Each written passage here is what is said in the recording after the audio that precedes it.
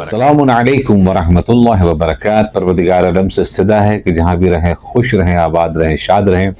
انشاءاللہ آپ کی خدمت میں آج ماہ مبارک رمضان کی روز ولادت و سعادت ہے جناب امام حسن مجتبیٰ علیہ السلام کی، آپ کو بہت بہت مبارکباد پیش کرتے ہیں۔ انشاءاللہ خوش رہیں، آباد رہیں، شاد رہیں۔ انشاءاللہ جلد از جلد جنت البقیع کی زیارت، مدینہ منورہ کی زیارت اور انشاءاللہ عمرہ و حج کی سعادت سے ہم سبوں کو پروردگار عالم سرفراز فرمائے، چونکہ وہاں مبارک رمضان میں ہی طے پاتا ہے کہ کون کون کہاں کہاں جائے گا، یعنی خاص کر کے حج و زیارت سے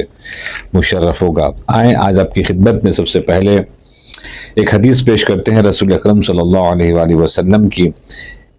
کہتے ہیں ان ابواب السماء تفتح فی اول لیلۃ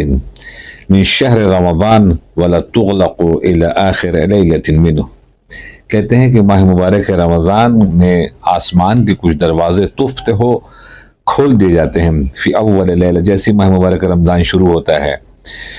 ولا تغلق الی آخر لیلۃ منہ، اور وہ دروازہ جو آسمان کا کھلتا ہے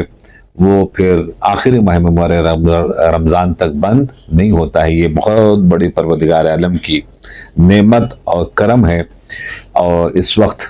کوئی بھی فاصلہ نہیں ہوتا ہے، جو کچھ مانگنا ہے اللہ سے مانگ لیں۔ دوسری حدیث میں پیغمبر اکرم صلی اللہ علیہ وآلہ وسلم نے ارشاد فرمایا طوبی لمن ظلم او جاء للہ اولئک الذین یشبعون یوم القیامہ۔ کہتے ہیں خوش بحال، خوش نصیب ہے وہ شخص جس کو جو وہ اپنے آپ کو بھوکا رکھتا ہے، پیاسا رکھتا ہے اللہ کے لیے، قیامت کے دن پروردگار عالم اس کو سیراب کرے گا اور نعمتوں سے نوازے گا، کہ چونکہ اس نے اللہ کے حکم پر کھانا موجود تھا نہیں کھایا، پانی موجود تھا نہیں پیا، اب جو اس کا تحفہ پروردگار عالم دے گا وہ جانے گا اور بندہ جانے گا، اس کے سلسلے میں کسی کو کچھ پتہ نہیں ہے۔ آئیں آپ کی خدمت میں سلسلہ جو چل رہا تھا اس کو آج ایک پیراگراف انشاءاللہ کامل کرتے ہیں۔ ہم نے کل آپ کی خدمت میں وہ عرض کیا تھا کہ وہ صورتیں جن میں فقط روزے کی قضا واجب ہے، کفارہ واجب نہیں ہے۔ آئیے ہم نے 5 کل بتا دیے تھے، آج آپ کی خدمت میں 5 وہ بتاتے ہیں کہ جس میں صرف اور صرف روزے کی قضا ہوگی اور اس میں کفارہ نہیں ہوگا۔ چھٹا یہ ہے کہ کوئی صبح کوئی انسان کو یقین نہ ہو اور یا مذاق میں مثال کے طور کے اوپر کہے کہ سحری کا وقت جو ہے نہیں ہوا ہے، اور وہ پھر تقریباً کھاتا رہے کچھ چیزیں ایسی کہ جو روزے کو باطل کی، جیسے پانی پی لے وغیرہ وغیرہ، اور بعد میں پتہ چلے کہ جناب یہ مذاق میں ہی صحیح مگر صبح ہو گئی تھی، یعنی سحری کا وقت ختم ہو گیا تھا، تو ایسے شخص میں وہ روزے کو مکمل کرے گا، یعنی بالکل کچھ نہیں کھائے پیے گا، مگر بعد میں ایک روزہ ضرور رکھے گا، قضا اس کے اوپر جانے والا واجب ہے۔ اسی طریقے سے کوئی ایک شخص نابینا ہے اور کسی کے قول کے اوپر وہ جس کے اوپر یقین کرتا ہے اس کے لیے حجت ہے،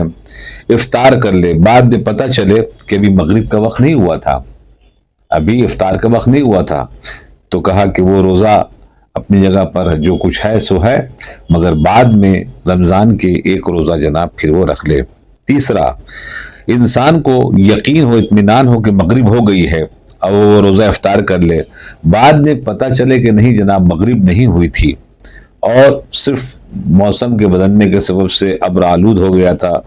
آسمان، جس کے سبب سے وہ سمجھا کہ وقت ہو گیا ہے، بعد میں پتہ چلا کہ نہیں جناب وقت ابھی نہیں ہوا تھا، تو پھر ایسی اس صورت میں اس کو قضا رکھنا جناب واجب ہو جائے گا۔ اس کے بعد پھر چوتھی چیز یعنی نویں چیز، انسان پیاس کی وجہ سے کلی کرے، خوب کلی کرے، اور اس کلی کے کرنے میں جو منہ میں پانی ڈال رہا ہے اچانک اس کے حلق سے پانی اتر جائے، پیٹ تک پہنچ جائے، تو ایسے میں وہ روزہ کو پورا کرے گا اور بعد بھی جناب اس روزے کی قضا جناب انجام دینا اس کے اوپر واجب ہے۔ اور آخری چیز کہ جو روزے دار کے لیے بہت امپورٹنٹ ہے، اگر کوئی شخص مجبوری اضطراری یعنی بہت پیاس وغیرہ وغیرہ کسی بھی شکل میں ایک مجبوری ہو گئی ہو، یا پھر تقیہ ہو کہ جان کا خطرہ ہے، اگر ہم نے یہاں پر روزہ نہیں کھولا بھی تو معاملہ گڑبڑا جائے گا، جیسے آج کل کے بہت سے حالات پاکستان میں ہیں اور بہت سے مقامات کے اوپر ہیں۔ تو اگر اس نے روزہ کھول لیا ہے مجبوری کے تحت تقیہ کے طور کے اوپر، تو پھر بعد میں اس کی قضا جناب اس کو رکھنی پڑے گی۔ یہ تھا آج کے ایک امپورٹنٹ اعمال جس کو جناب ہمیں آپ کو بجا لانا ہے، ضروری ہے۔ تو انشاءاللہ اپنا بہت خیال رکھیے گا، دعا میں یاد رکھیے گا۔ پھر سے ایک مرتبہ مبارکباد پیش کرتے ہیں امام حسن مجتبیٰ کے، پروردگار عالم ان کے صدقے میں ہم سبوں کی جتنی حاجتیں ہیں آل محمد کے صدقے میں عنایت فرما دے۔ والسلام علیکم ورحمۃ اللہ وبرکاتہ۔